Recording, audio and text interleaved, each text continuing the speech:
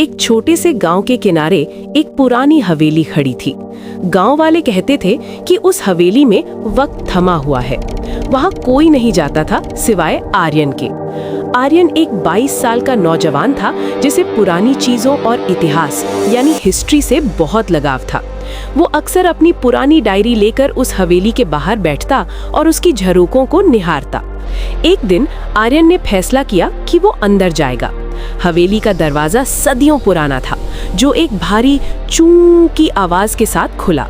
अंदर धूल की एक मोटी परत जमी हुई थी, लेकिन हवेली की बनावट आज भी शानदार थी।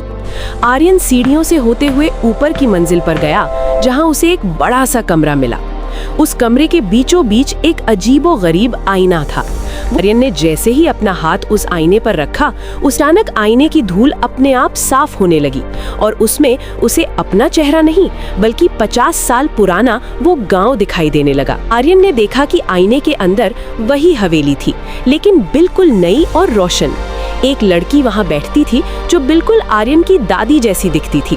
आर्यन को याद आया कि उसकी दादी हमेशा एक पुराने किस्से का जिक्र करती थी, एक खोया हुआ गहना और एक अधूरा वादा। आईने में दिख रहा था कि उस लड़की ने एक छोटी सी डिब्बी दीवार के एक खुफिया कोने में छुपाई थी। आर्यन को समझ आ गया कि ये सिर्फ एक आईना नहीं बल्कि वक्त की एक खिड़की है। उसने तुरंत उस दीवार को ढूंढना शुरू किया जो आईने में दिखाई दे रही थी। आर्यन ने एक ढीली ईंट ढूंढ निकाली।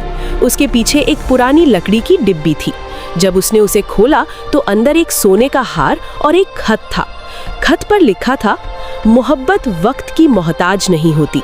आर्यन ने वो हार बेचा नहीं बल्कि उसे गांव के म्यूजियम में दे दिया और उससे मिलने वाले इनाम से गांव के बच्चों के लिए एक स्कूल खुलवाया।